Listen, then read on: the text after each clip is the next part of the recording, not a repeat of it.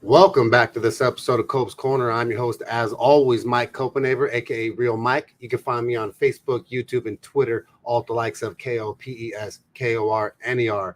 Absolutely stoked about the UFC 280 going down this weekend, which is Charles Oliveira takes on Islam Makhachev, which is Khabib's right-hand man.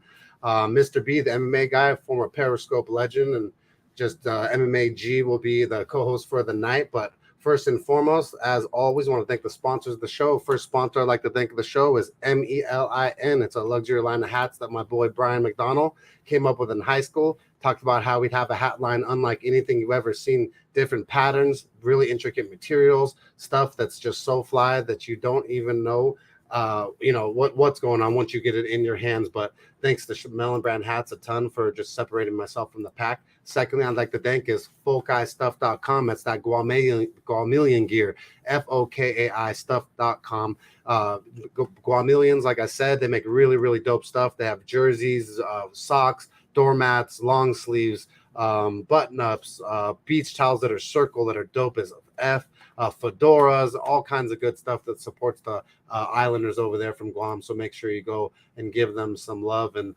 thirdly, I'd like to thank is SUA Law Group, SUA. My boy Brandon Sua, law practitioner. He practices family law, criminal defense, and personal injury. One of the baddest dudes that there is in the 805 and Los Angeles.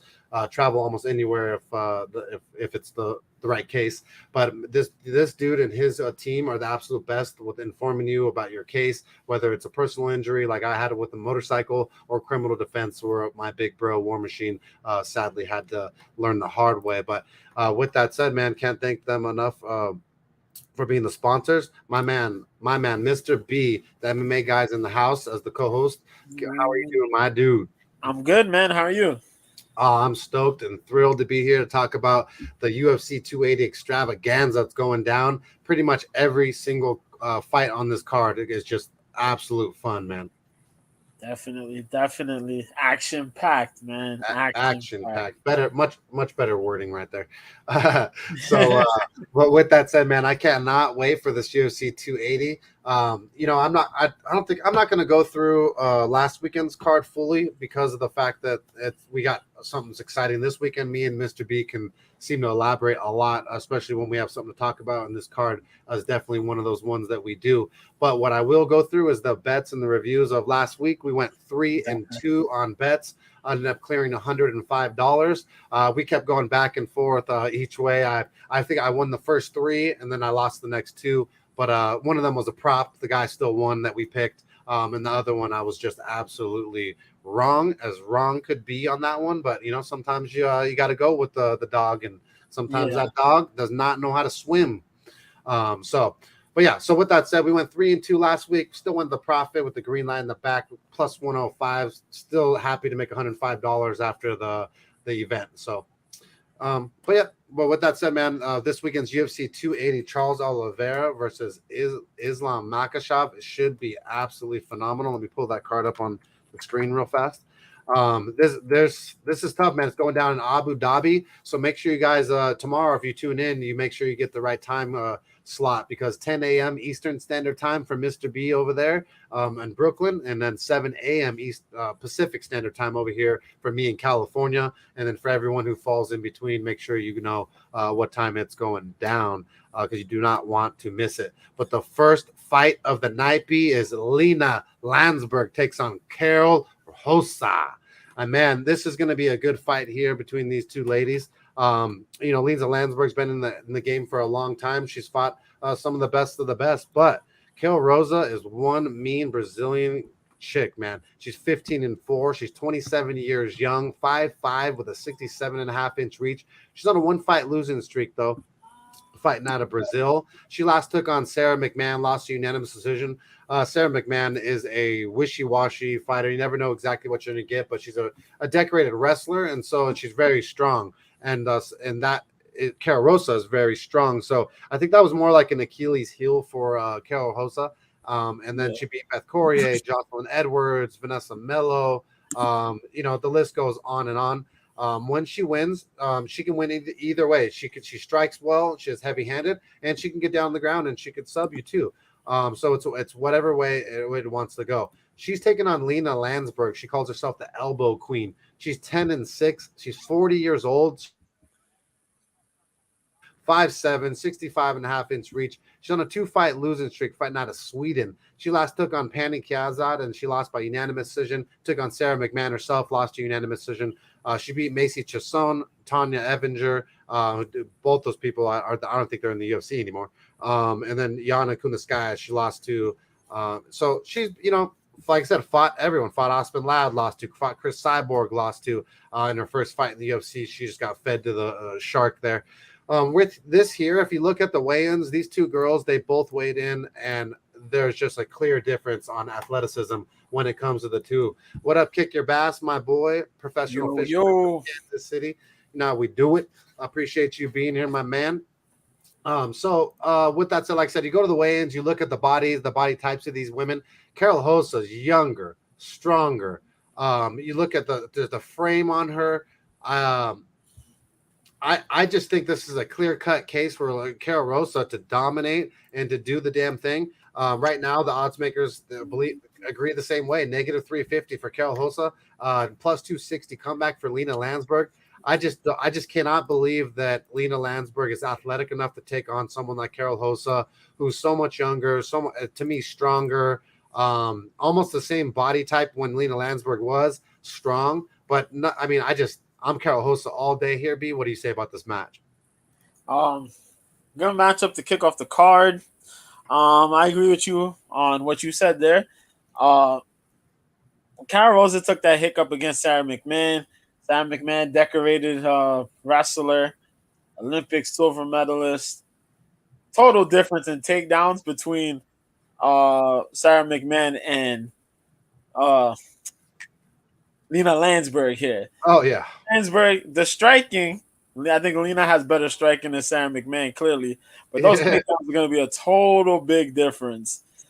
I don't like Lena Landsberg's takedown entries. Those things are ugly. Sloppy. They're just really like her body. Ugly, sloppy as her body, folks. And I ain't talking about sloppy Joes. You know what I mean? They're ugly. And she tries to get in there and tries to muscle to try to get a takedown. I think Carol Rosa is too good for that. I think she learned from her mistakes in the last fight. I think she'll be able to piece up Lena. Lena does a lot of her damage, not really from the outside, but more from the close range, as she calls herself the elbow queen, if I remember correctly. Yep. She throws a lot of nasty elbows and a lot of nasty strikes in the clinch, but they're not a lot of strikes, but they're pretty effective. But I think Carol Rosa has the skill set to handle all these. I think Carol Rosa can even get the finish on this one, but I'm going to go with Carol Rosa as well. Well, that was weird glitch. I tried to bring in the picture and you glitched. B, I don't know what happened there. It's weird as could be. I'm going to take Carol Rosa as well. I think Carol Rosa has the better skill set there to handle Lena. Lena hasn't fought in a minute. I'll take Carol Rosa. Nice. Well, there's going to be, I'm going to call it the Abu Dhabi parlay that I'm going to be throwing down. And she's going to be one of 4 fighters that I'm going to be throwing down. I'm going to be throwing down 1 unit. The parlay is going to be a plus 195 when it's finished. Depending on your bookie, it could be a plus 200-ish, 205 plus 190. Wish or wash $15. But so 4 fighters plus 195 is what I'm getting. They're all favorites. I just feel like they're absolute locks. Carol Rosa will be the first leg of the Abu Dhabi parlay. So 1 of 4 legs, and then I will elaborate further, of course, as we go. Let me see real fast. All right, let's go back. Now the next fight of the night will be Malcolm Gordon takes on Muhammad Mokaev, and I'll let you jump into that first, my dude. All right, cool, man. We got the Russian man that trains in England versus the Canadian Malcolm Gordon, man. Muhammad Mokaev has been freaking phenomenal, man. The Punisher, 7-0 out of Yunus, the Republic of Dagestan, 22 years old, 5'7", 31 fight win streak between pros and amateurs, and just a crazy amateur record where this man was untouchable, and he's still untouchable. And he smoked a lot of folks, man. Last fight, though, he fought Charles Johnson. Johnson made his debut. He won that one by unanimous decision. A lot of these wins he's gotten pretty much just ragdolling folks and getting submissions on them. He's been really, really technical with his wrestling, really technical in just his whole aspects of his fight game. But he's going up against Malcolm Gordon. Now, Malcolm Gordon, he's kind of had a rough patch before, 14-5. Malcolm X Gordon, 32 years old, currently riding a 2-fight win streak out of Adrenaline MMA. But he fought Denis Bondar where he beat him. Bondar had an arm injury. Before that, he beat Francisco Figueiredo with a unanimous decision. He managed to, we see how Figueiredo is. Sumun Darji knocked him out, and then before that, Amir Abazi caught him with a submission. But the dude is pretty, he's found himself, after his debuts, his first debuts, first 2 fights, losses, these 2 fights, wins. He could strike pretty well, but he has a wrestling game that now he's starting to find and put together as well, along with his striking there. He gets a little gritty. Problem is, man, I don't think, even if he's capable of throwing these crazy strikes, man, it's Mokaev, man. We understand what's going to happen with Mokaev. Tell him, He is a freaking amazing wrestler. The degree of wrestling this man possesses is crazy. And only at 22 years old, come on. Seriously. The guy got wrestling achievement. Confident too. That's what matters. Confidence. He has the ability, and he could continue this wrestling. His chain wrestling is fucking fantastic. I don't think Malcolm Gordon gets this one. I think Mokaev takes this one. I will say Mokaev gets this one with a finish. Yeah, I'll be that brave to say that. I think he gets this one with a finish. No, you know, Jay Maguire, you had me at hello. With that said, man, Muhammad Mokaev is just so happens to be the second leg of the Abu Dhabi parlay B. So you know what I mean. So, but with that said, it's not that Malcolm Gordon is a slouch. It's not that he's not athletic. It's not that he's a lot of things. I could be disrespectful, but I'm not going to be because there's some people watching today that I'm trying to impress a little bit. So we're not going to get too. I'll get crazy when I want to, but I'm not going to get too crazy on Malcolm Gordon for no reason. If Dominic Cruz is on this card, you better believe that I'd be all over some shit. And we got to also put in consideration the arm reaches. The reaches are the same as well. So this is why we're getting high respect for what's going to happen here. Well, the reach. I mean, if Malcolm Gordon had some crazy knockout power, like he doesn't really have that. So he's going to get taken down and subbed. Most sub TKO KO'd on the floor, finished just like you said. Obviously, I'm not some fucking genius on this one. It's his odds right now on Bovada are negative 1,400 plus 775 comeback for Malcolm Gordon. So if you guys aren't familiar with betting, a negative 1,400 means that their favorite is supposed to win.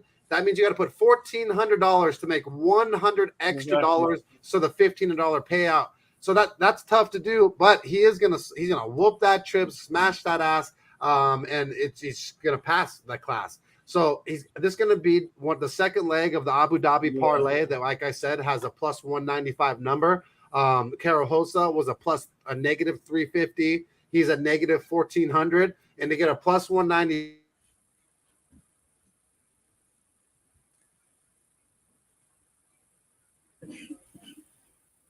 On that one because it makes me feel a little bit better when I just start throwing out some shit.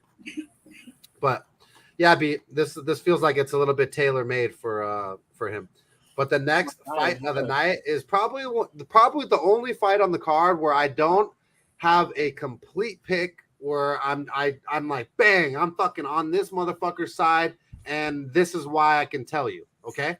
And I'm just being straight out honest. I don't know why. I've researched them. I've watched UFC fucking forever, all the years. I know Armin Petrosian, who I don't know enough of, is about AJ Dobson. This motherfucker, this dude could be a sleeper here, and he could fuck up a lot of people's days, parlays, and paydays.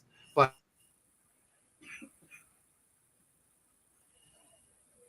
what's going on? he last took on Jacob Malkoun. He lost by unanimous decision. If you guys don't know, Jacob Malkoun is a bad motherfucker. He obviously we cashed that bet last week, huh, B? Yes, Cash that bet.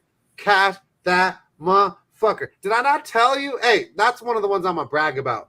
Did I not tell you that if fucking Maximov was really 209 scrap pack, that Diaz would be in his corner?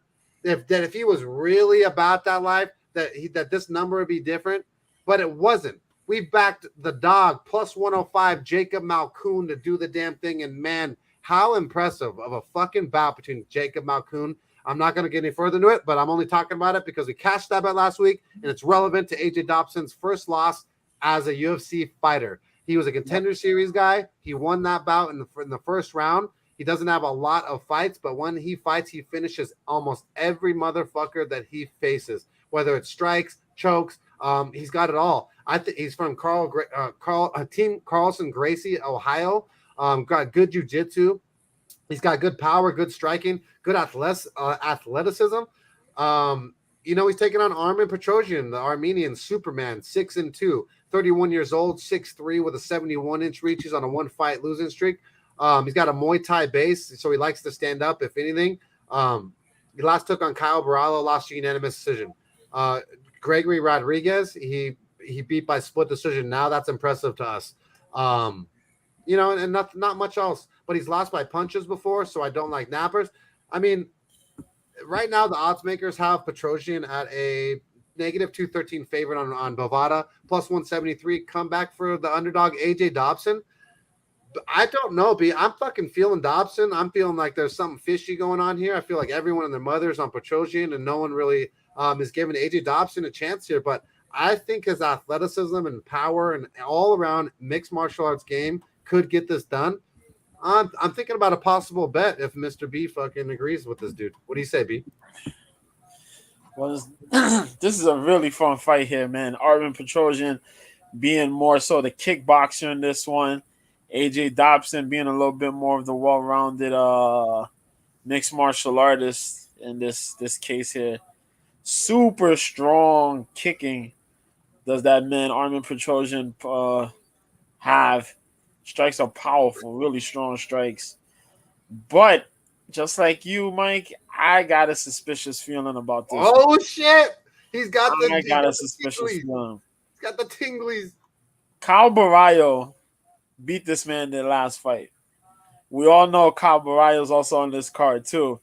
And Kyle Borralho makes every fight difficult. Of course, he makes fights difficult for folks.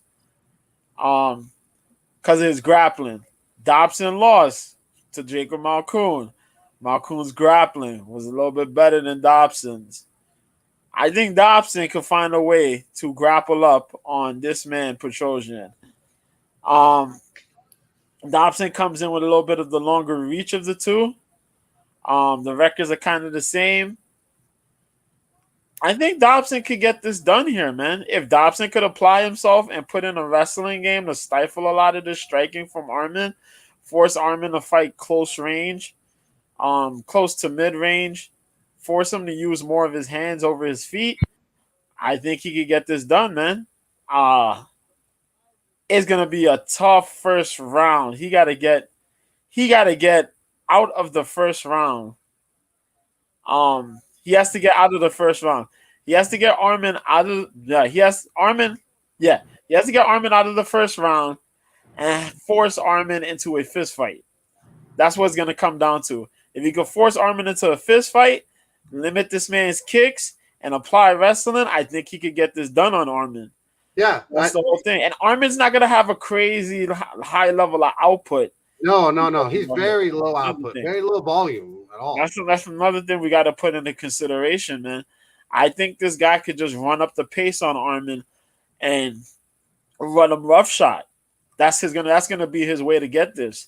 Avoid these body kicks and these head kick setups from Armen. avoid Armin's kickboxing game altogether. He does fairly well in defending takedowns, though, but that comes at the later rounds, depending sometimes. Because he did that with RoboCop. RoboCop took him down a little bit. He started to muscle up later in the round, get a little stronger. But I think Dobson can run him for his money. I may lean towards Dobson on this one. I think Dobson may surprise this man. That's what I'm feeling, man. And when you and I both have those tinglies, it just doesn't make sense. I just don't know why I would other than maybe a little bit of experience in the UFC. Maybe that's why Armin Petrosian could be slightly favored. I don't see what skill set gives Armin Petrosian such a clear-cut advantage where he'd be negative 200, where I'm going to throw over $200 to make 100 off a guy like himself. I'm going to be risking it here on the underdog, man. I'm going to throw down $100. I'm throwing down 1 unit on AJ Dobson at plus 173 on Bovada. I think that he can do it here. I think he's athletic. I think he's young. I think he's strong. I think he's got a better mixed martial arts game, and I'm going to hope that he can implement it over three rounds. You know what I mean? Exactly. So I really think that if there's a chance of one of the bigger dogs on the card, I really do think that he's one of the ones that can give you the fight and the dog in that race. So the next fight of the night, B, should be a good one. It's Abu Bakr Nurmagomedov takes on Gaziev or Agamazov. You get it first, B. You hit all these random. Yeah, this one got a whole lot of things to pronounce on this one, man. Yeah, bro, I did my best there, folks, and I tried my hardest. And now I'm just going to say, fuck off. Make it easier for me to say. When the Copenhagen, that used to be my name. And then they changed it to make it easier for motherfuckers to say Copenhagen. Make it easy. Copenhagen. Make it easier. Sorry, bro. Let's go, man. So let's go. Abu Bakr Nurmagomedov, right? Yeah, battle of the Russians. Yeah, let's go. Yeah. So, rare to see two Russians get put together against each other. For real, man. We got one here, Abu Bakr Nurmagomedov. Khabib in his corner. Yes, sir. Currently on a 1-fight win streak. He's 5'11" with a 73-inch reach, up in the welterweight division here. Last fight he fought Jared Gooden. That was like a year ago. Yeah, almost. Yeah, damn, over a year ago. Shit. Yeah, he was supposed to fight Roe. There you go, but they scratched that. And funny, he was supposed to fight Daniel Rodriguez too, and they scratched that. Can you imagine that? Yeah, man. He fought Jared Gooden. He beat him, but David Zawada he lost to. He had a draw with Bohan Velikovic. And then he fought some other cats. Oh, yeah, this is the PFL. I remember these. Okay, Jonathan Weston. He won, but he lost to Pavel Kush. Pavel, they got to sign Pavel. Somebody got to sign Pavel. Pavel had a record of 20-something, and I forgot how much, is less than 10 losses. But motherfucker only has the majority of his wins are by submission. That dude is fantastic. He's out of Sweden. But yeah, Abu Bakr Nurmagomedov, Dagestani, Sambo game, craziness. He's pretty solid. A lot of his wins mainly by decision. Nothing really crazy about him. A lot of control. Tries to tweak up some things. Got a couple TKOs and submissions under his ledger. Really good with his wrestling. Like all Dagestanis, most of them at least. He's fighting Gaziev, who's 13-1. Currently riding, he lost one time. 29 years old, 71.5-inch reach, 6'1". He lost to Cal Borralho. Shit. Yeah, he lost to Cal Borralho back in April. I forgot about that. The Contender Series, I remember that. The knee bar, he fought Jancy Silva. That shit was crazy because these dudes were scrapping.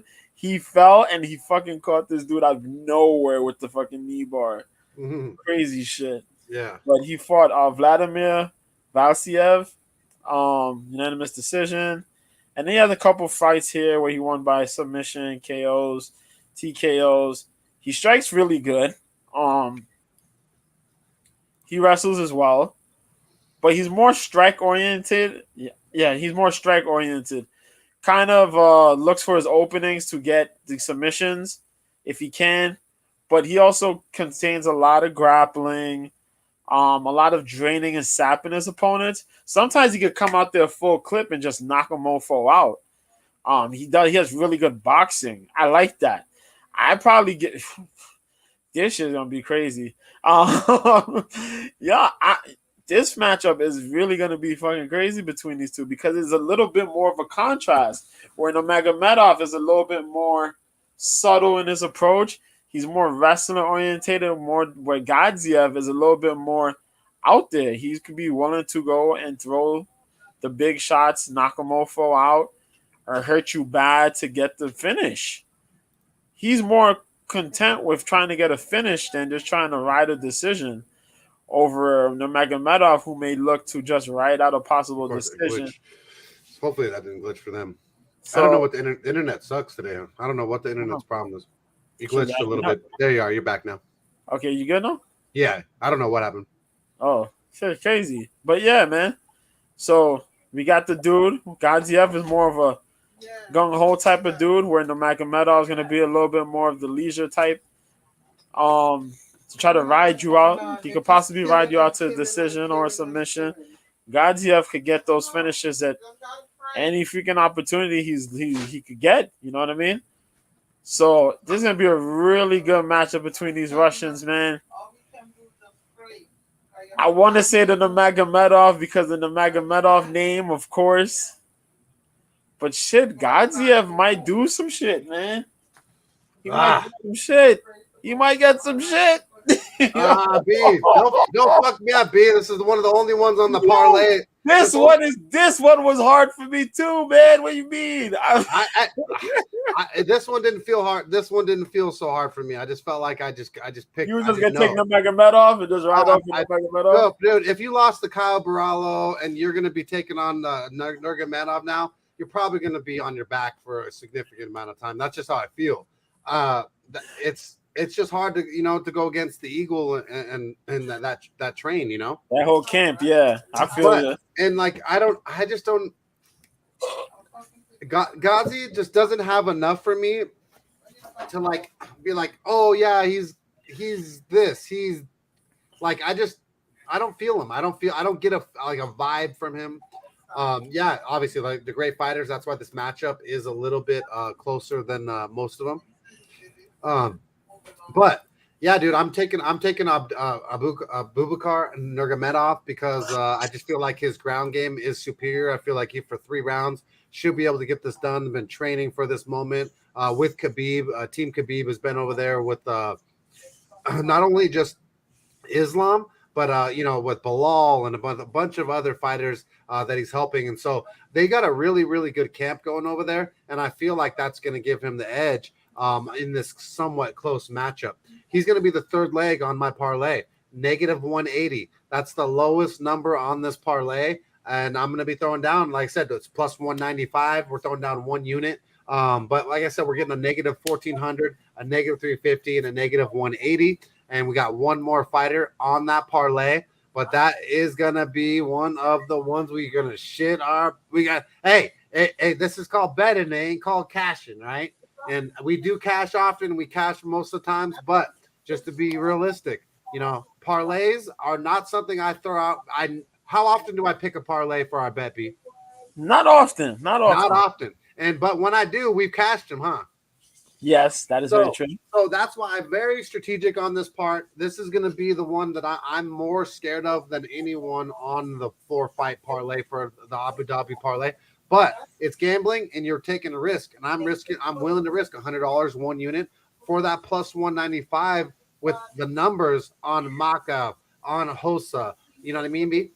Yeah. So, but it's gonna be a fun one, and I will be sweating some bricks and shitting some bricks during this bout, man. But I mean, so B, you got Nurmagomedov on the end, or are you swinging Ghazi? Because it sounds fishy.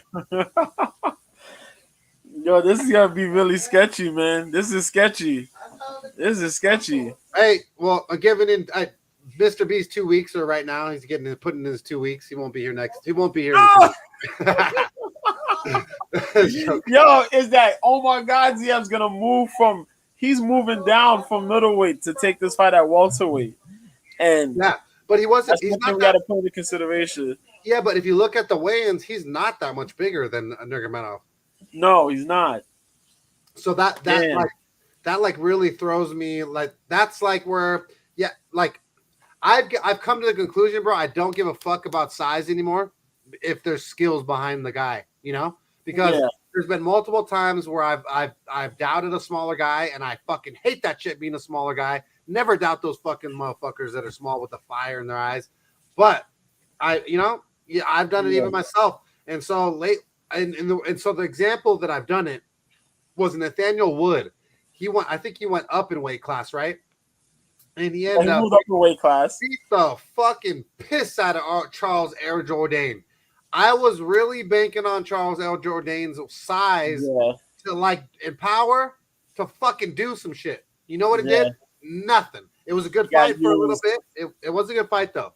But Nathaniel Wood fucking whooped that trick, being the smaller guy, better MMA base and all around game. So that's where that's how I feel. Okay, we're gonna all right, Mike. I'm gonna ride with you. I'm gonna take the Magomedov. Hey, you gotta ride. No, you're good. You know what I'm gonna do? You don't know why? You know why I'm gonna take the Magomedov? Because if Omar Gaziev can't get the knockout, he's done. It's gonna be twice as hard for him to get the submission. What's really gonna be his option B then? Yeah, I don't know. That's gonna be the problem. Yeah, it's not gonna be the greatest. And if the Magomedov's gonna grapple him. So the next bigger ways. The next fight of the night will be a little bit easier for me to it's a little more cut and dry. I know what each person's good at. I know what the other person's not so good at. I know who's younger, blah, blah, blah. But the next fight is Volkan No Time Oezdemir takes on Nikita the Miner Krylov. And this should be a fucking fabulous fight in the 205-pound light heavyweight division. We have Nikita Krylov. Hold on 1 second. I fucked up. I fucked up and clicked the wrong screen on my other screen. Nikita Krylov is 28-9. He's 30 years old, 6'3", with a 77.5-inch reach. He's on a one-fight win streak, fighting out of Donetsk, Ukraine. He last took on Alexander Gustafsson. He won by punches in round 1 and beat the fucking absolute piss out of Grandpa Gustafsson. Then he lost to Paul Craig the Bear Jew by triangle in round 1. Who the fuck doesn't lose to Paul Craig by submission? And then Magomed Ankalaev, he lost to unanimous decision, beat Johnny Walker, lost to Glover. I mean, dude, this dude is a really, really good striker. Got amazing kicks, really good left kick that goes to the liver, the rib cage. I believe he switches stances even.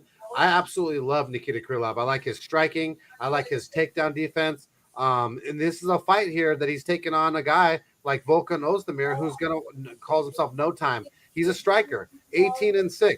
He's 33 years old, 6'2" with a 75-inch reach. He's on a one-fight win streak, fighting out of Switzerland. He last took on Paul the Bear Jew and won by unanimous decision. That's a big win. A lot of people. I love Paul the Bear Jew. I even bet Paul Craig there because I just love. I think my love for him maybe got too far ahead of myself. But either way, I thought that he could beat No Time, and he had absolute zero chance of beating No Time with no takedowns at all. But this dude, Nikita Krylov, is a whole different guy. Really, really good wrestling, good takedown defense, and good striking, good kicks.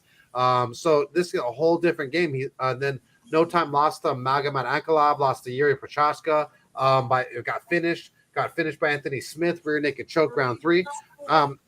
With this here, I'm Nikita Krylov all day. I don't see why I would pick Volkan Oezdemir at all. Plus 150 for Volkan Oezdemir, negative 185 for Nikita Krylov. I'm Nikita Krylov all day, B. I think he fucking smokes him. What do you say about this fight? Oh shit. You taking Nikita? Oh, I'm taking Nikita. I'm taking Nikita like I have a Makita drill in my pocket. Shit. There's times where I would take Nikita. Last time I thought Gustafsson was gonna be magical and do something, and he got smoked right off the bell. Shit. In that same show, Volkan beat the Bear Jew. Oh. I like Nikita. Nikita is fast. Nikita's picked up. I really like that Kyokushin karate that he got there. His karate game is pretty fire, man. Sorry for that glitch. I don't know what the fuck. The internet just hating today. Either everyone and their mothers on the internets across the world because it's Friday, or whatnot. But a shout out to all 10 of you guys live right now watching on YouTube. Appreciate you. Well, word, man. I might go with Vulcan. I think I'm gonna take Vulcan, man. I'm gonna take Vulcan Oezdemir. I'm gonna look to take Vulcan on this one. You're taking Vulcan, huh? I'm gonna take Vulcan. Ew, God. I'm gonna take Vulcan. I think Vulcan will be a little bit easy. We'll have a time to probably stuff a couple takedowns, make this slow, and then explode with some crazy shots and catch this man Nikita Krylov. Ooh. I think he's gonna be capable of doing that. Catch him. You think he's gonna catch him? I think he's gonna be able to catch him. I think so. I think Nikita might walk into something incredibly stupid. Hey, what show was that? Was it Martin? And he's like, "You so crazy." Yeah, it's Martin. It's Martin. It's Martin. Hey, what's happening? But yeah, man, the internet's hating so fucking hard today. I'm sorry, people. I don't know why we're glitching back and forth. Was it when he was in what was the get up he would get when he was that girl with the dreadlocks all fucking oh no, you didn't. oh no, you didn't. That was shout out to Martin from the 90s and shout out to all you 90s kids. What up, Razai? Appreciate you, my dude. Appreciate you being in the house, supporting the clan. Word, man. But that's who I'm gonna take. I'm gonna take Vulcan Oezdemir, man. I think Vulcan's gonna be able to get this done. It's gonna be a rough fight, though. I'll tell you that much. Because I know Nikita's gonna go in there hungry, looking to throw them kicks around there. Wait, B. But Nikita Krylov's never been knocked out. Nikita's been submitted, right?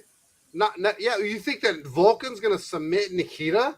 No, I think Vulcan could have the opportunity to knock him out, though. But he's never been knocked out. Not by Glover Teixeira, not by OSP, not by Jan Blachowicz, not by Johnny Walker, not by Magomedov. I think he can find his way, man. I think he can find his way. Oh wait, hey, I don't hate on you, B. You can call it whatever you want. It doesn't bother me. We're not betting on it. But I'm backing my motherfucker Nikita Krylov. And Razai, he says I'm going big on the parlay. Mano, Gamrot, Petrosian, Aljo, Islam. You know what? The only one that scares me a little bit, Razai, is probably Aljo. Just because I'm a little bit of a hater. But a little bit of me and Aljo I just don't like his striking, Razai. I can't trust the volume. It's so unorthodox and so weird. And so that's why he loses me a little bit. And at the dog money of TJ, I'd rather throw someone else in there maybe for that leg of the parlay, Razai. But it's not far-fetched. It's a fucking good parlay, Razai. So it's just that one leg on the parlay is scares me a little bit because Aljo's striking. I just hate betting on a guy that doesn't have good straight punches. Shit. What do you think about that parlay, B? That parlay is a pretty nice parlay, man. I know there's a lot going with Aljo. Yeah, like he's hanging out with Andrew Tate. He's over there taking the bait. I don't know what the fuck what's on Aljo's mind. And then look, he had good teeth, and then he puts these fucking ugly ass little black chiclets in there. I think they're supposed to be gold teeth. I don't care, bro. I am not trying to look at a Mike Jones motherfucker when he fights. I like white, pretty teeth on girls, on guys. I don't fucking care. I don't hate on either of it. But with Aljo, great grappler though. Unreal. I'm gonna give him his credit. His grappling's amazing. We got a Team Sarah shirt here in the back. Shout out to Sarah Longo MMA. My bro was on season Ultimate Fighter season 6. War Machine, obviously in prison for a long time now. But I do like Aljo's grappling. I just hate his striking, so that's where he loses me. But that's not what we're talking about here. We're talking about Nikita Krylov versus Volkan Oezdemir, and I'm thinking Nikita Krylov. So are you worried about the left kick to the liver of No Time at all, B? And they come over here and catch the people over here. Huh? They kill the people over here. The left kick from Nikita Krylov to the liver of No Time, Volkan Oezdemir. Are you worried about that at all? The person run away and come Not as much. Not as much. Oh, God. Yeah, I'm willing to fight over this one. This is crazy. I'm not even betting on it, and it fucking makes me sick. We will be back here to talk about who the fuck was right about this one, and it's fucking Nikita Krylov is gonna whoop that trick for fucking his Ukrainian brothers over there. But no fucking skin in the game. I don't give one fuck at all, other than the fact that I can't believe that fucking B is gonna pick this motherfucker right now. You let me pick the Bear Jew last time. You're gonna pick this motherfucker this time. I can't believe you. You get to, how dare you? Oh, sorry. The next fight of the night. Bear Jew should have had that last fight. Yeah, I know. Yeah, if he had some fucking takedowns. The next fight of the night, B, the treat to break down first. It is Makhachev Muradov takes on Kyle Borralho. Bruh. Yeah, this is the fight, man. This dude I was hyped on. Mahmoud Muradov, man, 25-7. 32 years old. Out of Monster Gym. 6'2", 75.5-inch reach, man.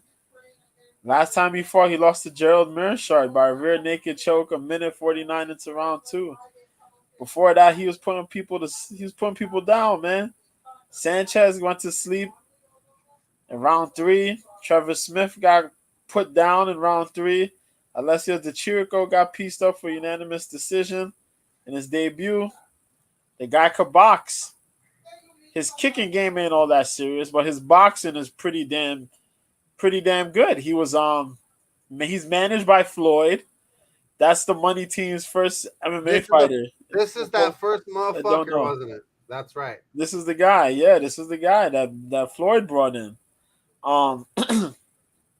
But he's been out for quite a while. Some injuries, some other stuff happened. He's going up against Kyle Borralho. Shout out to Team Money Mayweather. Call me. Word. He's going up against the natural Kyle Borralho, man. 12-1. The guy that Mike calls a nerd because he's a nerd. He's a nerd. 5'10", 75-inch reach, 29 years old. Currently riding an 11-fight win streak. Out of his affiliation, his gym called the Fighting Nerds. Man's a nerd. Super fight, high-level fight IQ. But his fights are not all that surprising. They're not like, oh, these fights, man, this dude's a killer, you know what I mean? A good portion of his fights is a lot of just good fight IQ and good decision making in the middle of the fights. He looks for position before submissions. Even though he could get a finish, he would rather ride that out. He does enough to win fights. And some of these fights he has dominant. He just dominant wins. Who is he beating so far? Yeah, he beat Aaron Jeffrey in his debut. Well, in the Contender Series. He showed up twice. He beat Aaron Jeffrey and Jesse Murray on both his appearances on the Contender Series. Then he beat Gaziev by technical unanimous decision and Armin Petrosian by unanimous decision. As you mentioned, high-level jiu-jitsu, good mix of wrestling. He throws pretty good strikes as well. And that's it. But, I think he'll do enough to get Mahmoud in trouble, man. Mahmoud's going to come in there and Mahmoud's going to look to blast off. Pretty much throw these good boxing combinations. He throws good two-punch combinations. And he has a good setup for his overhand right. But I think Kyle Borralho is going to be a little bit too smart in the situation there. I think if he gets a takedown, yeah, the rest of it's in the fridge. Pretty much, I'm not sure if Mahmoud's going to be able to survive them takedowns. If Cal could get just one takedown, if he manages to get one takedown, this fight's going downhill, man. You think this fight's going downhill? You saw the size. The size is a little bit. What is that? Makhachev is a little bit bigger than Kyle for the first time that I've seen in a while, and maybe in the Kyle's career in general. Did you see that he was a little bit smaller? Mahmoud looks kind of big. He's kind of big. He's kind of. I know that's what's crazy. So I'm feeling something weird here. I do like the IQ of Kyle Borralho, the position for submission, the fighting nerds, all that stuff is tremendous. But we're talking about 5'10" versus 6'2". I mean, I know it says 75-inch reach, 75.5-inch reach, half-inch reach advantage for Makhachev, but it's got to be bigger than that in the sense. I just don't believe it. Do you think that Makhachev could land on Kyle and make Kyle forget about everything he knows? Like that's what I'm worried about. If Mahmoud's gonna get this happening, he has to put that pressure and put that fear into Kyle for the first round. Mm-hmm. He has to get that in the first round. He can't get taken down in the first round either. Yeah, that's gonna be the big thing. If he gets taken down, his gas tank is going to deplete horribly into this fight. I'll tell you this right now. That's gonna be the big problem. You know what, B? I just saw. I forgot. He got choked out. I don't like tappers and nappers, so it's automatic. Kyle Borralho. Let me tell you. I was gonna take Mahmoud Muradov. Oh, were you? That's what take him on the basis of him probably leveling up his takedown defense and possibly.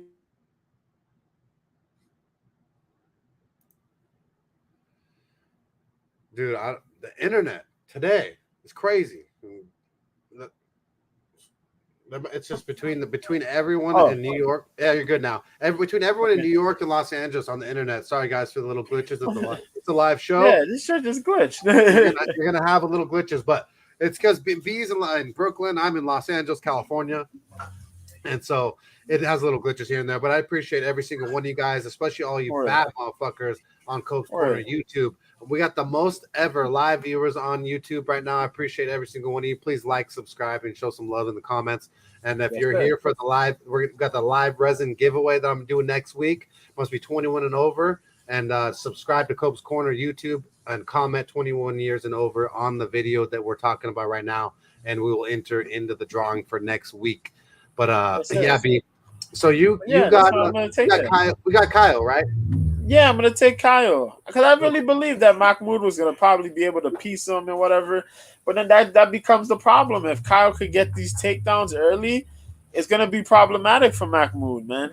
Yeah, and I don't like that. I don't like it. I'm not gonna like it. Well, that's the problem. And the fact that he's got a tapping weakness shows he doesn't have any jiu-jitsu defense, doesn't know how to fight the hands, doesn't know how to last the round to get to his strength, which is standing. So the little bit of just natural, what I saw in Muradov, I just there's no way I could back it. I think I'm glad Mr. B talked a little bit of sense into me in that sense. But I'm going Kyle Borralho. I'm going by rear naked choke. I think that he gets it done. There's Makhachev could stop him if he wasn't be able to stop it last time.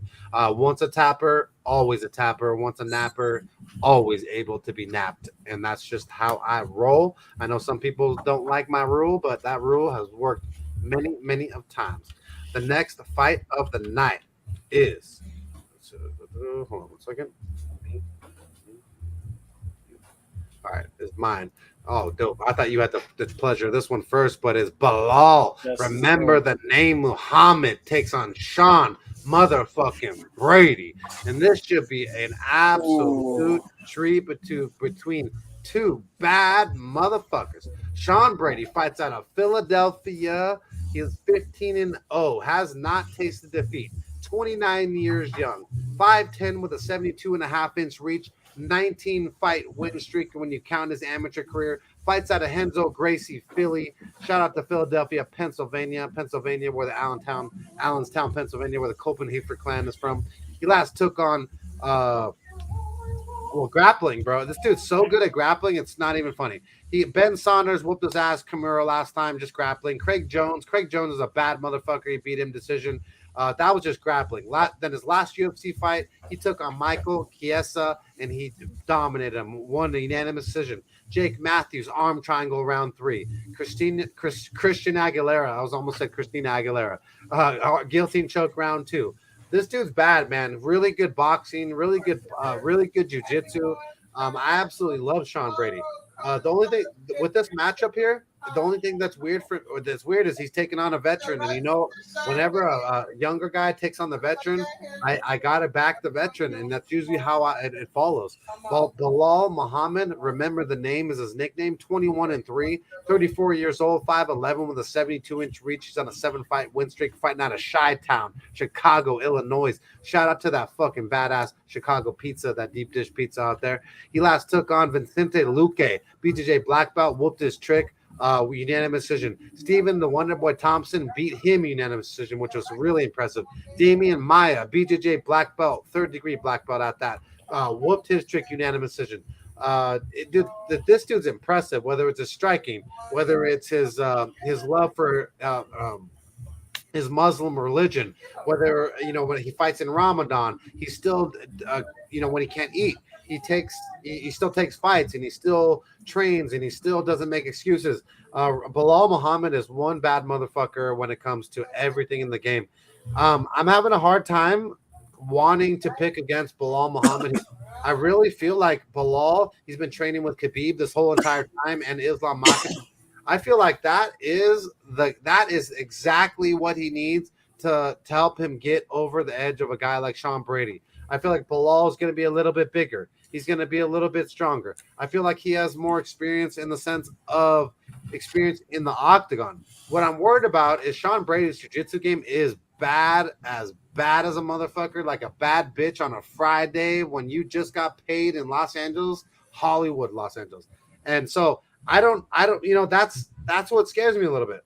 But I gotta go with my heart and my instincts, and I just feel like Bilal is gonna be ready. Bilal's plus 115 right now as an underdog, negative 140 comeback for Sean Brady. B, what do you feel about this fight? Maybe you could talk a little bit of sense into me and then some of the viewers. Shit. I don't know what to say, Mike. I'm kind of surprised that you're taking Bilal. Oh, fuck. I'm kind of surprised you're taking Bilal, man. Allah Akbar. And guess what, dog? I might ride with you on this one. I might very well ride on you on this one. When Mr. B rides the Cope train, you guys fucking throw down your money, double it up, and fucking be ready to cash those bets, because, I might be a little crazy, but Mr. B, he feels the same way. It's whoosh. We fucking chirp. Everyone goes left. We go right. Yo, I'm going to tell you, man. Brady is a monster of a dude at welterweight. Last fight he had that fight with Chiesa. First of all, Sean Brady got some of the craziest jiu-jitsu we may be seeing in the UFC. Craig Jones. But for his build and the way he goes at people with his submission skills is crazy. Super strong. That fight against Chiesa, man, I was really surprised with how he managed Chiesa in that 3rd round. But that boy was gassing roughly, man. And Chiesa's a big dude to deal with. But the thing here against Bilal Muhammad, man, Muhammad is showing this cardio game, his varied striking skills, and the fact that he's aggressive as fuck with his takedowns, man. This dude just keeps going and going and going. He's like the Energizer Bunny. Exactly. And that's something that's to marvel at, man. I think this dude, even if this man can't get enough takedowns, I think just putting that pressure on Sean Brady will tire Sean Brady out. The fact that Sean Brady may have to play chase with Bilal Muhammad also bothers me. That's the thing. Sean Brady is starting to, he's getting his striking together, but his strike is not as polished. I like a little bit of his boxing, what he does, for a guy with his reach. But as I just said, it's not polished. Bilal could throw punches. Bilal could throw these kicks. He got varied kicks. He throws these little oblique kicks, the little leg kicks. You know, the axe kicks, all types of dumb shit he be throwing. But he mixes all that shit pretty well with the takedown attempts. Whether it's the single legs or the double legs, he mixed these things up really well, and he could keep going and going and going. We seen that joint in the 5-round fights that he's kind of had. Bro.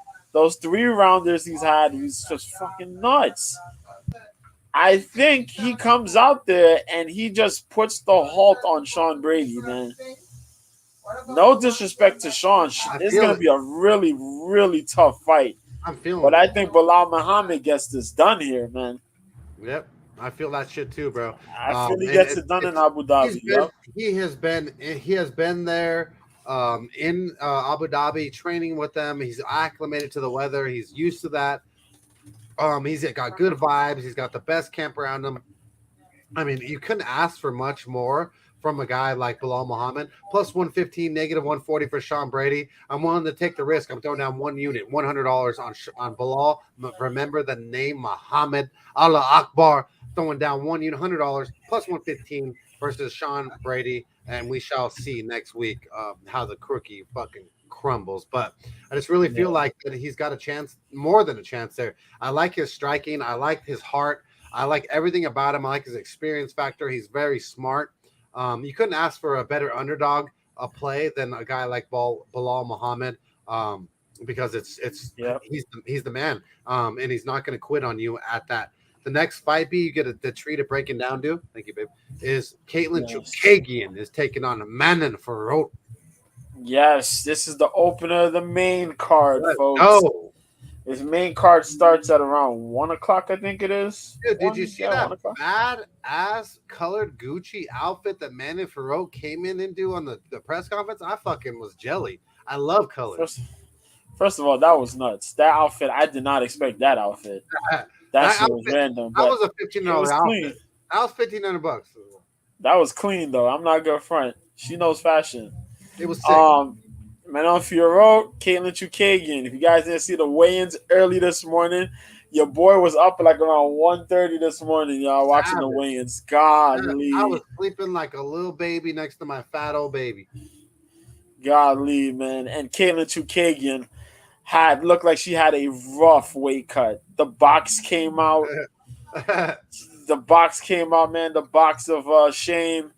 She got on there. She got undressed. She got to the bare minimums, practically bare. Yeah. And she missed weight by 1.5 pounds, man. Crazy. But she's here. They re-signed. She got a brand new contract. There's another 4 fights or whatever. She's fighting Manon Fiorot, man. Caitlin Chookagian, 8-4, 18-4. My fault. The blonde fighter, 33 years old. My bad. 5'9" with the 68-inch reach. Currently riding a 4-fight win streak out of All-Star Brazilian Jiu-Jitsu. She trains hand in hand with Frankie Edgar and a couple folks out of the New York area, New Jersey area. The hell? Hold on. 18-4, as I mentioned. I forgot who she fought the last time. Oh shit. Hold on a second. I got it. Hold on. Come on. Why are you acting stupid? Everything's acting stupid today. Okay, there you go. So she fought Amanda Ribas. There you go. She fought Amanda Ribas, won by split decision. She fought Jennifer Maia in a rematch and won that by unanimous decision last out. She beat Viviane Araujo by unanimous decision and Cynthia Calvillo by unanimous decision. Her last loss was to Jessica Andrade.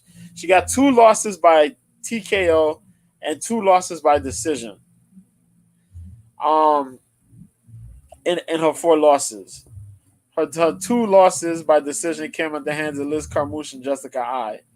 The TKOs came to Jessica Andrade and Valentina Shevchenko. There you go. She's going up, though, against Manon Fiorot, who's 9-1. The Beast, Manon Fiorot. What can we say, man? 32 years old, 5'7" with the 66-inch reach on an 11-fight win streak. Affiliated with the boxing squad, and was it X Factory? No, MMA Factory. There you go, with Cyril Gahn and That dude Imadov, what's it? Is it Nasruddin Imavov? There you go, and whatnot.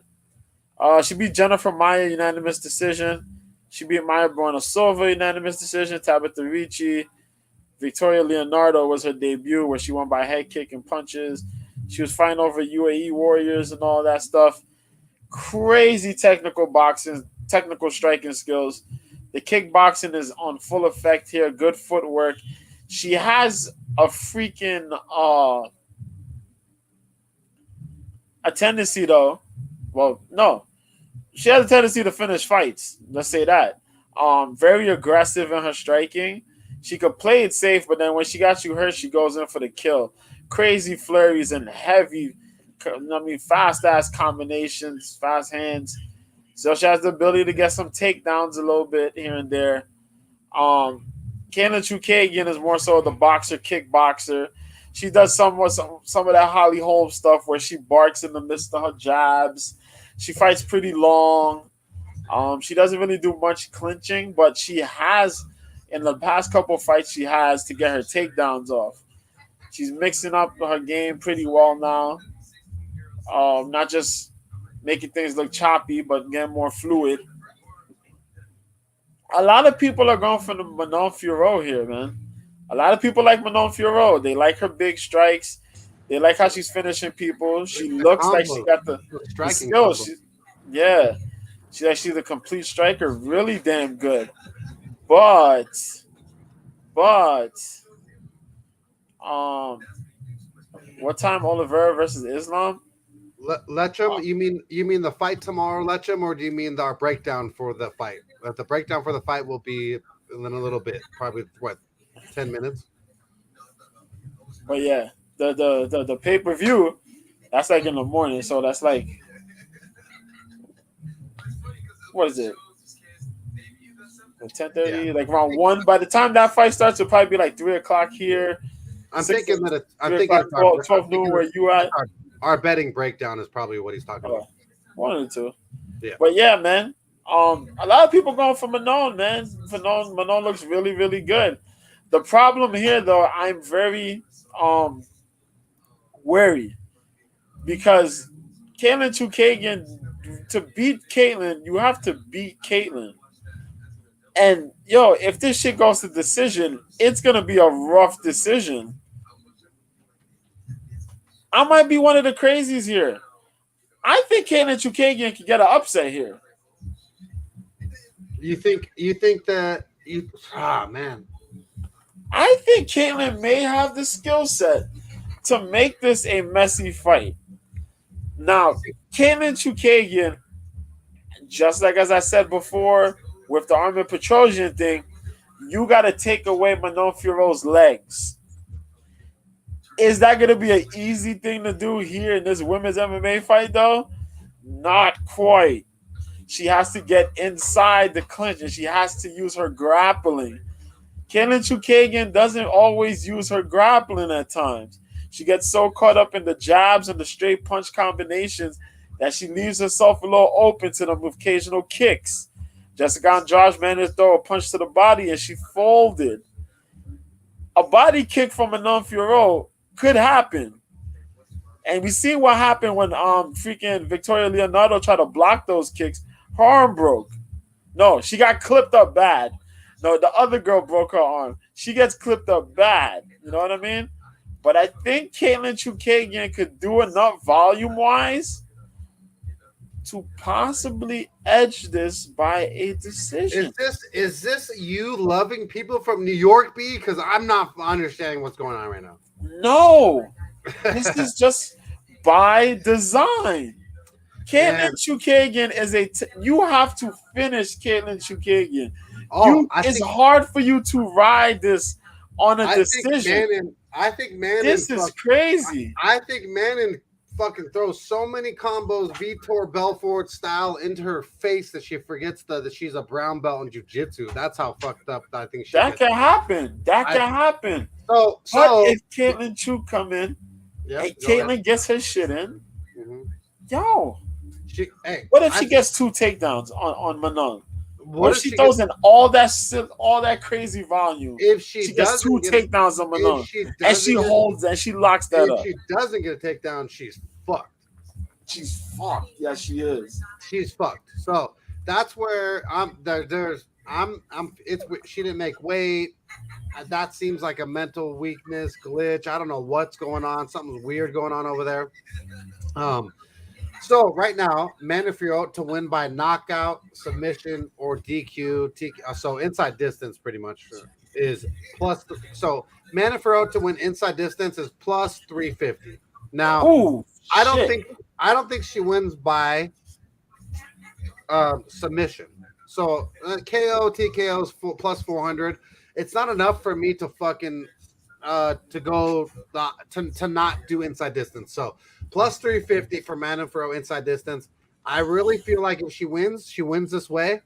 I'm not betting the negative 200 against the veteran, but I will bet $100 at plus 350 that Fiorot wins inside distance. I just feel like that Fiorot's striking is way too vicious, way too much volume, and Caitlin Chookagian has been finished multiple times, knocked out, hooked to the body by Jessica Andrade, ground and pound from crucifix by Valentina Shevchenko, who's not even really a grappler.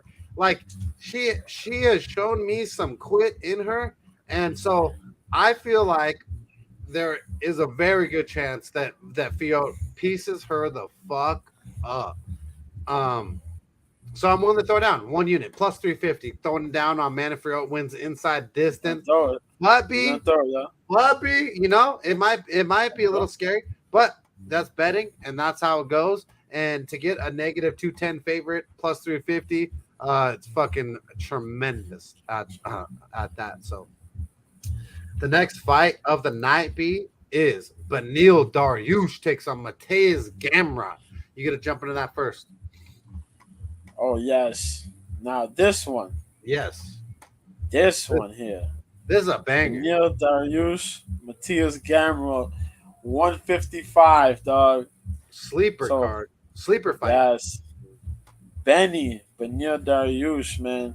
Benny come from the slums, man. Beneil Dariush. Oh, I got you real quick. Okay.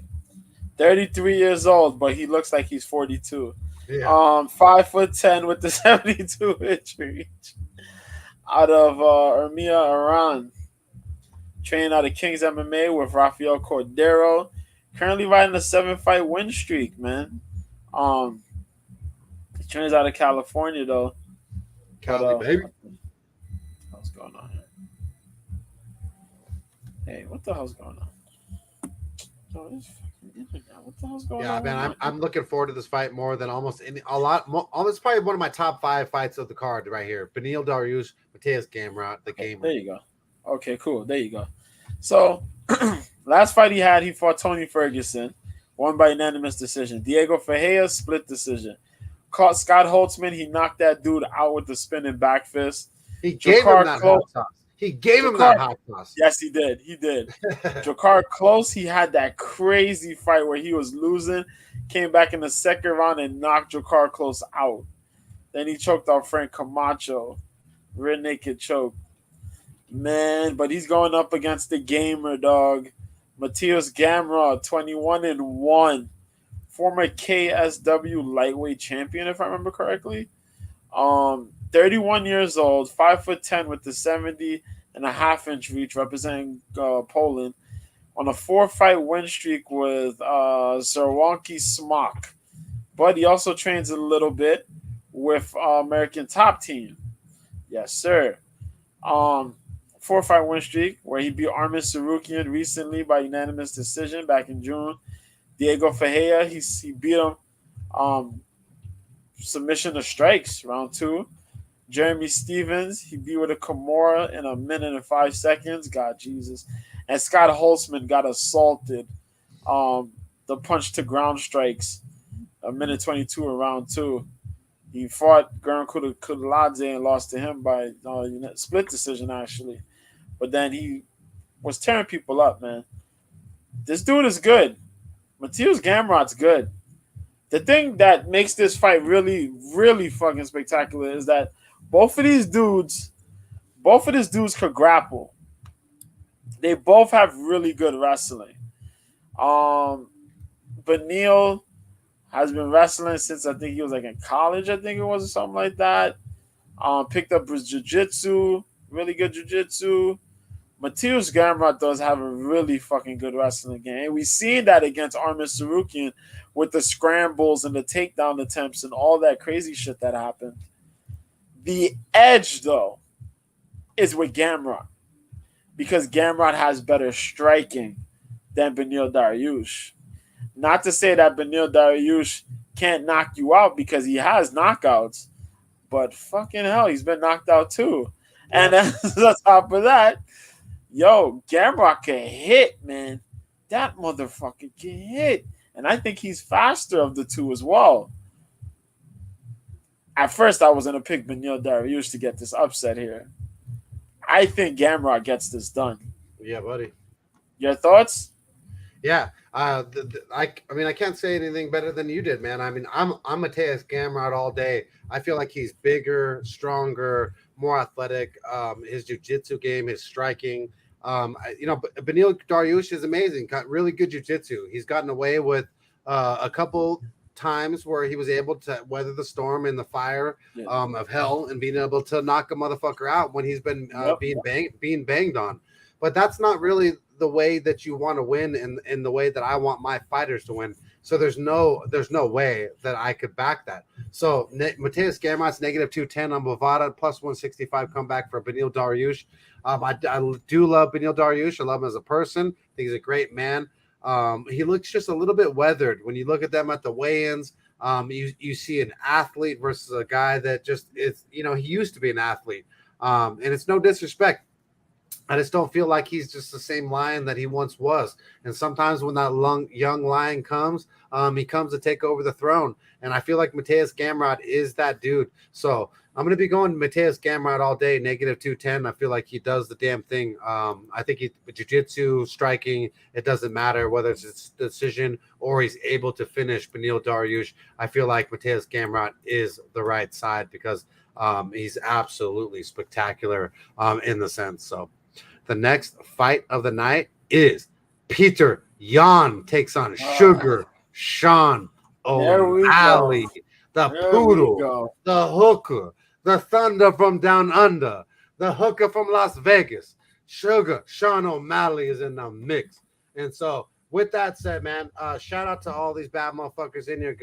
Guillermo, I like Dariush on this matchup. That's fine, bro. No problem with that one. I like Mateusz Gamrot. I feel like just all around like his game, but that's why it's mixed martial arts, and you never know what you're gonna get. Ezra Curry over 21. Let's fucking go. Entering the competition for the live resin giveaway for next week. Appreciate each and every one of you guys. So with that said, we got Sugar Sean O'Malley taking on Petrosian.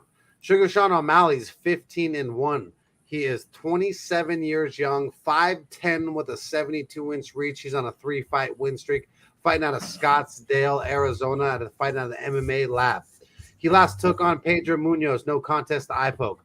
Rulian Paiva, he beat punches round 1. Chris Moutinho, he punch and bag, beat him for 3 rounds. Thomas Almeida, counter left hook round 3, lost to Marlon Cheeto Vera. He's lost that's about pretty much. That's the only loss that he has is the leg injury from those little chicken legs that he has. Sugar Sean O'Malley, very, very good striker. Very unorthodox, throws from the hip. He kicks well, strikes well, moves well, very long. The thing that he's going to have against Jan is his length and reach. He's going to have to keep Jan for 3 rounds at a distance for the entire 3 rounds, throwing teep kicks, punches, straight punches, like just being very, very aggressive with his striking and keeping Petrosian at distance. I just don't see how he's going to be able to do that versus a guy who's such a good striker as No Mercy Petrosian. 16-3 is Petrosian, 29 years young, 5'7" with a 67.5-inch reach. He's on a 1-fight losing streak fighting out of Russia. He last took on Sterling. He lost a split decision. Corey Sandhagen, unanimous decision win. Lost the Aljamain Sterling an illegal knee, which I thought he won that one. He lost the second one, so that's all that matters. And Josie Aldo beat a ground and pound round 5, where I gained most of my respect for him. Uriah Faber, Jimmy Rivera with those heavy motherfucking hands, John Dotson, Douglas Silva, D'Andrade. This dude is a bad motherfucker. Fights out of Tiger and Muay Thai. He has unreal cardio. He has amazing kicks. I think the kicks are going to be what wins him this fight versus a guy like Sugar Sean. I feel like he's so strong in the pocket. I feel like his boxing is the best, some of the best that there is, striking wise in the UFC. Straight punching wise, kicks wise, just the heart scrambling ability. I just don't know how Sugar Sean is going to be able to do anything to a guy like Peter Yan unless he is able to implement that long range, which I just don't see Sugar Sean as the guy that is that tough to be able to stop a guy like Peter Yan. So with that said, Peter Yan is the last leg of the Abu Dhabi parlay that we had picked. I gave you 4 fighters. We had Karol Rosa, we had Nurmagomedov, we had Mokaev, and now we have Peter Yan as the 4th leg of the UFC Abu Dhabi parlay that we're throwing down. $100 at the plus 195 number. And so Peter Yan finishes that up. So you got Peter Yan? This little fucking Frenchman looking motherfucker named Sean O'Malley looks like Carmen Electra from Where in the World is Carmen Sandiego, or Where in the World is Carmen Sandiego. That's what the fuck he looks like. So there's no way that I'm going with Sugar Sean. I do like his striking. That's about it. But B, do you feel like you have something else to say about Sugar? Damn, you're not gonna like what I'm about to say then. Oh, it's fine. So I come for it. God. Can I give you? Can I tell? Of course you glitch. Of course you glitch right when you're fucking about to talk. I glitched. Am I good now? Am I good now? Good. Am I good now? Rip it, Lotto. Rip it. You ready? Rip it, Lotto. If Peter Yan doesn't start this fight out guns blazing in the first round, yep, he's gonna get smoked. I'm gonna tell you that right now. That's a big. He's gonna get smoked. That's a big statement, ain't it? I feel you. He does start slow. That's a big statement, ain't it? That's a horrific statement. His right? only Achilles heel, he starts slow, but he's not starting slow when he hates the guy. If this man starts slow, starts these regular slow starts, he's going to get smoked by Sean O'Malley. It's gonna be I'm fun. telling you that. That is crazy for me to say. I would like to see it just for fun. This is insane. Now listen to what I'm about to say. The slow start, I am afraid of. O'Malley's output for this fight is what I'm afraid of as well. Because O'Malley's going to work behind those straight shots. You know that. That jab is going to be insane. He's going to make himself short to pop that man Peter Yan with those jabs. He's going to keep that distance What happens when Yan picks an ankle? What's he going to do with that distance? There's the thing. Is Yan going to implement that wrestling, though? That is going to be another big question, ain't it? You see where I'm coming from? You know what I mean? Is Yan's IQ going to be there where, should I wrestle now or am I going to wrestle later? These are the things that we got to think about when we're looking at Peter Yan.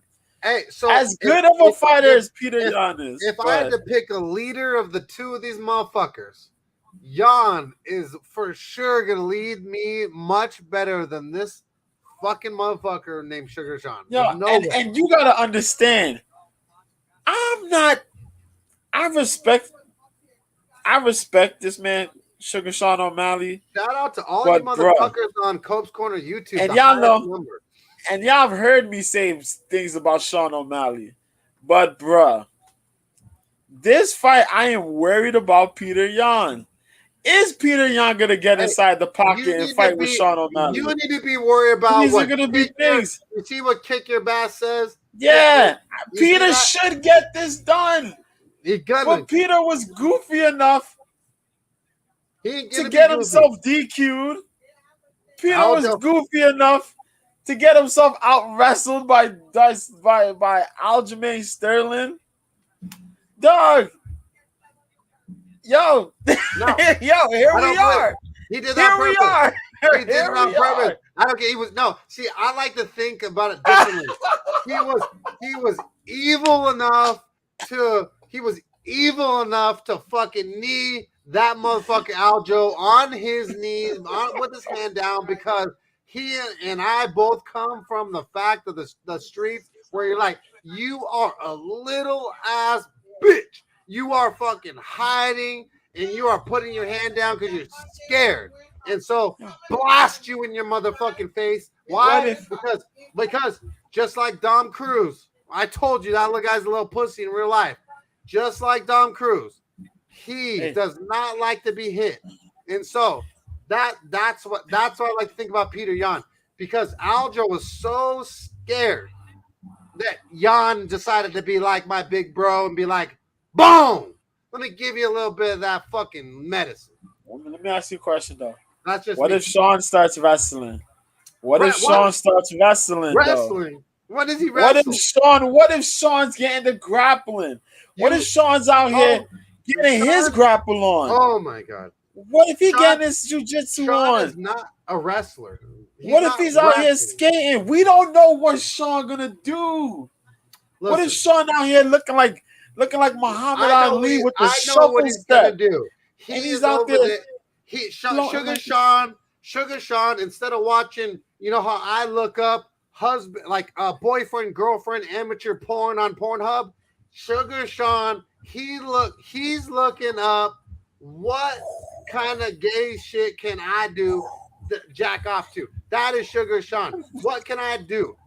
There's nothing that Sugar Sean is gonna do to a guy like Peter Yan, bro. I'm just saying. Look at this. The straight hand. All in. Yo, what if it's the Sugar Sean night? Those little chicken legs, chicken legs have gotten hurt by what if he's dancing? Oliveira. What if he's dancing away? What if he's dancing away, Mike? Float like a butterfly, sting like a bee. He's out here. I don't the O'Malley show. So what I really meant to say was, dude, Sugar Sean too busy jacking off the 6'9" to be worrying about anything professional, right? Now, there's nothing else to say. If you're friends with 6'9", you're a bitch, you're a snitch, and I don't want none of you motherfuckers around me, okay? We come from the West Coast, the best coast, or you come from the East Coast, where the fucking BX, where B's from. It was Tupac, Biggie, all fucking day, and we don't play. And now stitches get stitches. Sugar Sean, he hangs out with snitches. He should get stitches. He hangs out with bitches. I hope he gets no riches. And so we said enough about this fucking poodle, about this motherfucking weird. Yo, the Rainbow Hero, dog. He coming out here. The Rainbow Hero, dog. Yeah. It's Sugar Sean O'Malley time. Honest to God, I don't have a pick in this one. I really don't have a pick. I do only because it's the final leg of the parlay. I just feel like at least I put my money where my mouth is. And we got a hater in the chat, which is always funny. Alex Bilquist says, holy shit, this is terrible. Holy shit, Alex, your bank account's terrible and your job's terrible and your wife's fucking ugly. So, I mean, how about that? Let's move on, kid. Now, next thing on the chat, next fight of the night is Aljamain Sterling takes on TJ Dillashaw. And Mr. B, you get to jump into that first, my dude. Come on, man. Let's take this. So, man, here we go, man. The bantamweight title fight. TJ Dillashaw is back in the picture, back for another opportunity at the bantamweight title, man. 2 years off he had previously, with the EPO situation. Lost his title, vacate his title pretty much. Came back, beat, Corey Sandhagen. I got injured again, but he came right back. Beat him. Now you got the title shot. So, TJ Dillashaw, guys, the former two-time bantamweight champion, 17-4 is TJ, 36 years old, 5'6" with the 67-inch reach, out of Sonora, California. Currently riding a one-fight win streak, of course, out of Sacramento, California. Training with the homeboy Dwayne Ludwig. Yeah, man. He beat Corey Sandhagen by a split decision last time out. Lost to Henry Cejudo. That was like, Jesus Christ. Yeah, he lost to Henry Cejudo when he went for that flyweight opportunity. Shit, that was long ago. Damn. But yeah, that UFC on ESPN 1. That's how everybody brought ESPN Plus. But yeah, he beat Cody Garbrandt twice. John Lineker, Rafael Sunsao lost to Dominic Cruz. We know the story of this man. The man strikes with dangerous accuracy, somewhat. Really good, decent volume. Um, really good wrestling, but he doesn't use his wrestling as often as he used to. He did use it against Corey Sandhagen, but that was the first in how long he used it. But yeah, really good striking, really good footwork. I think the second best footwork in the division, I'll say. Yeah, in bantamweight division. Yeah, I'll say that. Compared to Dominic Cruz, you might not want to hear that, Mike, but it is what it is. Oh, Funkmaster Aljamain. Hey, little bitch Alex Billquest was crying about me fucking talking about his little boyfriend, fucking Sugar Sean. Imagine how hard Alex Billquest would cry if you heard me talk about little softy Cruz. Alex, get the fuck out of here and go fucking take care of your family, you bum. He's going up against the Funkmaster Aljamain Sterling, who's 21-3. 33 years old, 5'7" with the 71-inch reach. Currently riding a 7-fight win streak out of Sarah Longo. Sarah Jiu-Jitsu, man. Out here in Long Island, sirs. But yeah, man, this dude is fighting out of Long Island. But yeah, man, Peter Yan. He's a rude boy. Him my Jamaican. Yeah. But yeah, he beat Peter Yan in the last fight out with a split decision. Had that win against Peter Yan with the legal knee.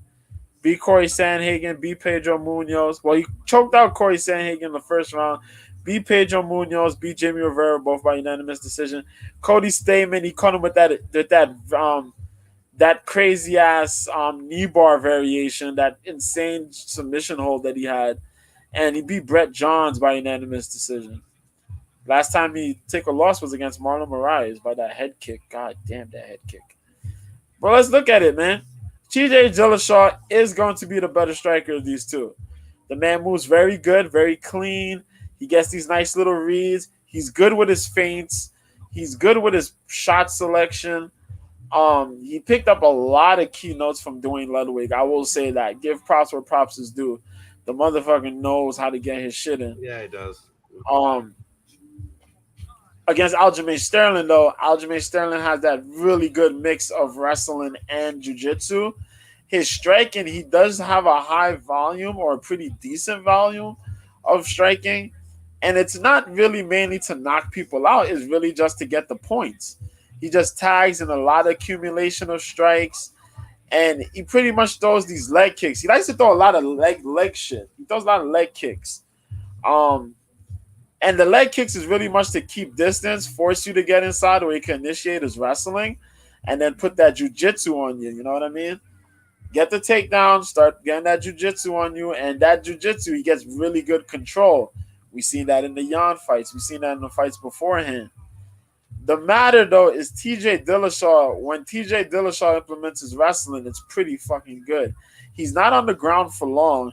He's managed to ride, to use his hips. He got really good fucking hips where he can just burst out and get himself out of these situations, defend takedowns, and just shoot right back into whatever he's doing strike-wise.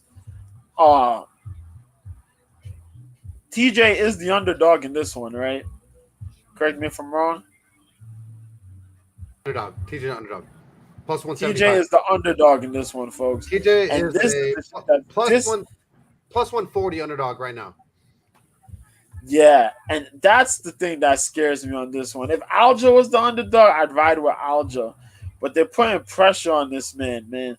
Can Aljamain do this? I believe Aljamain could get this win, but it's going to come down to Aljamain's wrestling.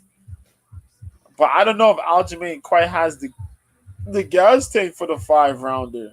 You know what I mean? He did pretty well, but against Yan, but he did that while he used the wrestling early.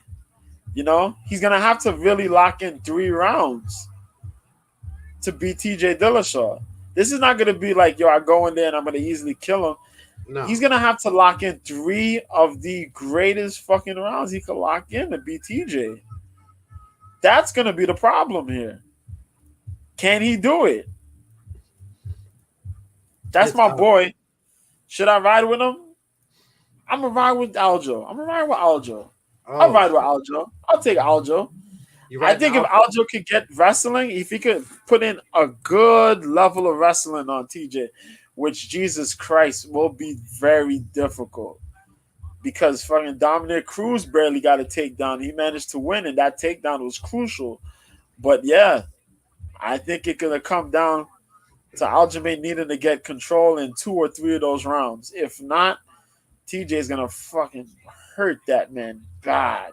Yeah, man, But- you did a great job breaking that down. It's a tough one there, you know, in the sense. But when you talk about odds wise, plus 140 for TJ Dillashaw, former champion, who to me is the better striker, who to me has equal or better wrestling. And then you go to jiu-jitsu And his takedown defense. So Sterling might have the edge in slight jiu-jitsu, but in heart and determination and all the things above, dude, this is a dog or pass bet.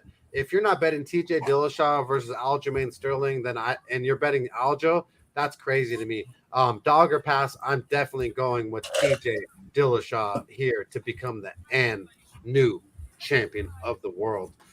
The next fight of the night is the reason why all motherfuckers are here. Charles Du Bronx Oliveira is taking on Islam Makhachev. And this should be a fucking phenomenal bout. Islam Makhachev is 22-1. 31 years young, 5'10", with a 70.5-inch reach. He's fighting out of a 10-fight win streak, fighting out of Russia. He last took on Bobby King Green. He won ground and pound round 1. Dan Hooker, Kimura round 1. Thiago Moises, rear naked choke round 4. Drew Dober, arm triangle choke from half guard round 3. This dude has been absolutely finishing the last of his opponents. His wrestling is unreal. Obviously, you know, trains with Khabib, and so he's got that Dagestani wrestling, but he's actually a better wrestler in the sense of just straight wrestling than Khabib is. So that's one thing that does worry me about him. His striking, though, is pretty much non-existent. I really don't feel like Islam has a chin at all in the sense. He's been knocked out one time before by Adriano Martins in round 1 when he was a younger buck. But still, that just shows me that his chin is still there to be hit. If he does not get this fight down on the ground, I feel like he is going to be an absolute fucksville. Right now, the odds makers have Islam Makhachev as a favorite. He is negative 185, plus 150 comeback for Charles Du Bronx Oliveira. This is a tough one, B, man. A little bit of a size advantage for Charles Du Bronx. I feel like experience is Du Bronx. I feel like jiu-jitsu is Du Bronx. I feel like striking is Du Bronx. The only thing that I feel like I give Islam is wrestling and maybe top control and like smothering, but nothing that's like legitimately scares me. My heart says go Charles. My brain says that Islam is the better wrestler and could hug him for all the rounds and or maybe finish him, but it's like I just don't see it. I feel like Charles Du Bronx Oliveira is so fucking tough, is so skilled, believes in himself, has been here since such a young age. It's very hard for me to pick Islam in the sense, even though I do love his wrestling and I do feel like he can get this fight down on the ground. But man, 5 rounds, Charles Du Bronx Oliveira striking, his jiu-jitsu defense. I feel like even if he gets in a bad situation, Charles Du Bronx could get out of it round 1, round 2. I've never seen the cardio of Islam for 5 rounds. Haven't seen it for Charles either. Charles finished pretty much all of his fights, they feel like round 1, round 2. But I'm going Charles Du Bronx Oliveira here. I feel like he's the tougher motherfucker. I feel like his jiu-jitsu edge. I feel like his striking edge. If you got jiu-jitsu and striking, there's no way I can really count you out. Wrestling edge to Islam. What do you say about it, B? Yeah, man. This is this is the fight for all the marbles, man. Islam's gonna have big brother Khabib on his corner, and you know what's going down. It's jiu-jitsu versus wrestling here. Straight up. You talk about Charles having the better striking of the two. I believe that. I also believe, though, man, that Islam Makhachev's wrestling is there. It The is. problem, though, the problem I have with Islam is that Islam is not as busy as Khabib is. No, People like to put the comparisons on him nothing. and Khabib, but Khabib is merciless with his grappling. When Khabib gets you down, he's pummeling you. He stays active. Islam is not as active as people think he is. You know what I mean? That's the big problem. There's a lot of just lay and wait with him, where you got to make these moves, and then he tries to strike on something. And if nothing happens, it's just empty. It's just an empty takedown with nothing much behind it. You know, he's managed to get a couple of these people because he could just push them over and bully them. But when he does use his wrestling, he does a good job at it. You know, we seen him last time. You know, we seen him with Hooker, Bobby Green. He finished up Bobby Green. He finishes a couple of these guys, but a lot of these guys, he don't really do that. I do believe, though, that if he applies a lot of this pressure, he might get Charles to fold. But we've seen Charles become a superhero, man, in the midst of this. When he looks like he's damn near finished, this man arises. He comes back like Batman, man, and he's fucking people up. You know what I mean? This streak is for real. He's beating people up. We thought that freaking Mike Chandler was going to finish him. He came back and finished Mike Chandler. We thought Poirier was going to put him down. The whole community thought Poirier was going to put him down. But a handful said, nah, buddy, and he came right back and submitted this dude, Dustin Poirier. Isn't that crazy? Shit. So it was like, yo. Yeah, man. And so, fucking, I thought Gaethje was going to put him out. He put out Gaethje.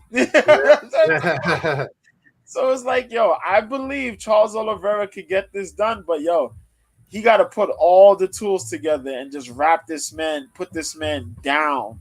Yeah. Don't let Islam get the best of you. Don't let Islam get this wrestling pressure on you and try to crack you, man. You got to get this guy on the feet and scratch him the same way you put away that man, Gaethje. Yeah. You got to go at him like that. 100%. Go out there, no mistakes, man. No mistakes. Let him eat everything. Put that shooter box on him. That's what you got to do. Put that shooter box. Do Bronx, that gold hair. Put all that. And just get the gold, man. Yeah, get your title back. That's what I want to see. I want to see this man win.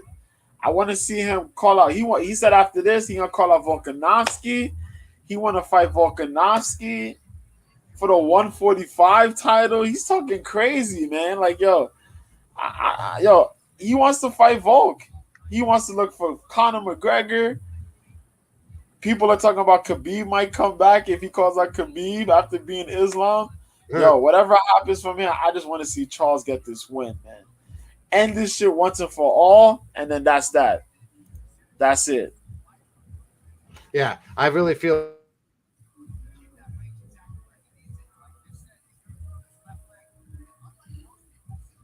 Ruben Alfaro, I'm not sure exactly what you're saying on that one. Who won't be O'Malley versus O'Malley?